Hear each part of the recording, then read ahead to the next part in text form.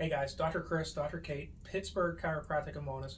Wanted to reach out again with another one of our videos. Thought today we would talk a little bit about low back pain. So with low back pain, it's one of the most primary reasons to go to the hospital outside of childbirth. So we thought it was a topic that we could talk to you about and give you some home remedies. So if and when you battle through lower back pain, you know how to take care of it. So with that being said, let's go maybe 5 tips today, what we can do. Yeah. So the first thing we want to see is that you're getting some more mindful movement in your day. Too many people have more of a sedentary lifestyle. They're also sitting at their desks on their computers a lot more now with working from home. Our students are working from home.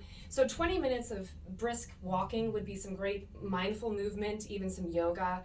That would help loosen up your low back and make that feel better. I think it's real common, right? When you're in pain, we don't want to move. We kind of just stay on the couch. And we know when you lay around for long periods of time, tightens you right up. Right. So that was a good one to start with. Yeah. So we like that one. Keep on moving. Next one we'd like to talk about is stretch and strengthen that part of your body. So one of the primary ways to stabilize your lower back is to make sure you have a strong core. So if your core is weakened, we know over time it's going to cause a weakened lower back as well. With all of us, not all of us, a lot of us who work desk jobs, we sit all day, and that produces a lot of tight musculature in your lower back, also causes a weak core. So you can always go to Google and YouTube for a bunch of videos on how to strengthen and stretch your lower back and some real basic exercises on how to do that. And with that being said too, having a strong core, we want to also maintain a healthy weight. And if you don't know where to get started with that, that's something that we specialize in here as well. We have a wonderful program with great results. But taking off some of that extra weight off your frame is going to take a lot of the stress and the tension off your low back and your joints. So if you're looking for some guidance with healthy weight and healthy lifestyle, we can definitely help you out with that as well.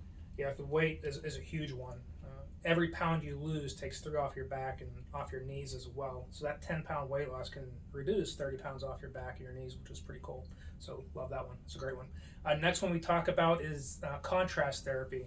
So when we're dealing with tight musculature, we can do what's called contrast therapy, which is 20 minutes of heat followed by 20 minutes of ice. And you can do that once on the hour, so you can do as much as you want. Make sure you have something wrapped with the ice or with the heat so it doesn't produce any type of burning on you. But you do 20 minutes of heat, always end with ice, and you can do contrast therapy for an acute issue. So if it's a newer lower back pain or tightness, that works really well.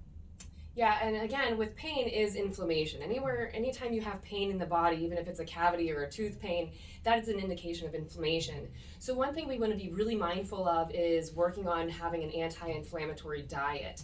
And again, that's something we can help you with here. Most times, Americans usually consume a highly acidic diet, so we're going to really focus on working with you to help lower that and be more alkaline. So you really want to watch what you're eating, making sure that you reduce your caffeine and or your pop.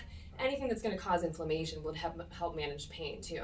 Yeah, you hit the nail on the head with the inflammatory foods. So if it's in a box or if it's in a can, that's when it's going to be kind of that standard American diet. The processed foods are going to be really inflammatory in nature.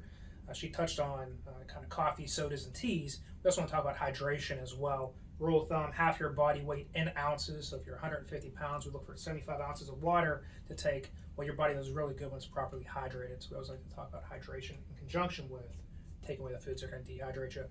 If all else fails, reach out to us. Yeah, give us a call, click the button below to learn more, and we can help you out here. Sounds good. Talk to you all next time. Bye now. Bye.